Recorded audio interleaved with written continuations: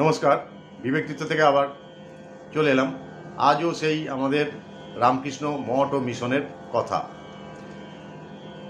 ভূতেশানন্দজি মহারাজের সূত্রে শুনেছি, গুরুর দেহটাকে কেউ যদি গুরু বলে মনে করে তাহলে গুরুবাদ দেহবাদে পর্যবসিত হবে। কি অসাধারণ কথা বলেছেন। যদি কেউ মনে করে অমুক আমার গুরু, তাহলে এই অসাধারণ তত্ত্বটি এই গুরুবাদ দেহবাদে পর্যবসিত হয়ে যাবে।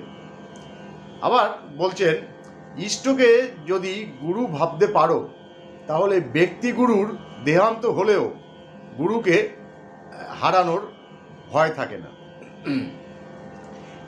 ওই গুরু নিত্য গুরু।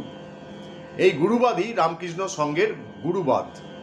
এই গুরুবাদের গুরু আমাদের ছেড়ে কোনোদিনও যান না।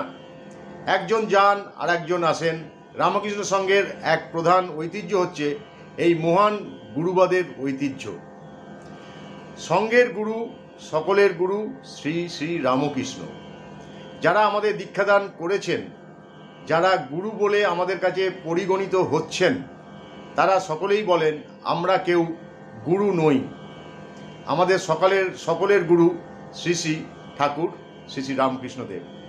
দশম অধ্যক্ষ স্বামী বীরেশ্বরানন্দ বলেছেন, কাউকে তার নিজের গুরুর মহিমা কীর্তন করতে প্রশ্রয় দিও না। গুরুর মহিমা কীর্তন তার নিজের মধ্যে থাকুক। আমাদের গুরুবাদের একটা বিশেষ মর্যাদা আছে। এইসব নির্বোধের মতো কথাবার্তার দ্বারা সেই আদর্শ যাতে সাধারণ স্তরে নামিয়ে না আনা হয় সেদিকে লক্ষ্য রাখবে। কারণ একে গুরুভক্তি বলে না। গুরুর উপদেশ নীরবে পালন করে রামকৃষ্ণের আদর্শ অনুযায়ী জীবন গঠন করাই আসল গুরুভক্তি।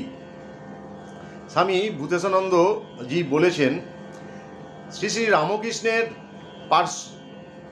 পার্ষদরা সকলেই রামকৃষ্ণকেই একাধারে গুরু ও ইষ্ট মনে করেন। সেই অনুসারে তার সঙ্গের গুরুরা কেউ নিজেকে গুরুরূপে মনে করেন না। তারা নিজেদের শ্রী শ্রী রামকৃষ্ণ ও সাধনধারার ধারক ও বাহক মাত্র মনে করেন। শ্রীমা বলেছেন, ঠাকুরই সব, ঠাকুরই ইষ্ট। ঠাকুরই অকাল, ঠাকুরই পরকাল। তুমি ঠাকুরের, ঠাকুর তোমার। আবার বলেছেন, তিনি সর্বদেবময়, তিনি সর্ববীজময়। জয় শ্রী গুরু মহারাজ জি কি জয়, জয় মহামায়া জি কি জয়। প্রণাম।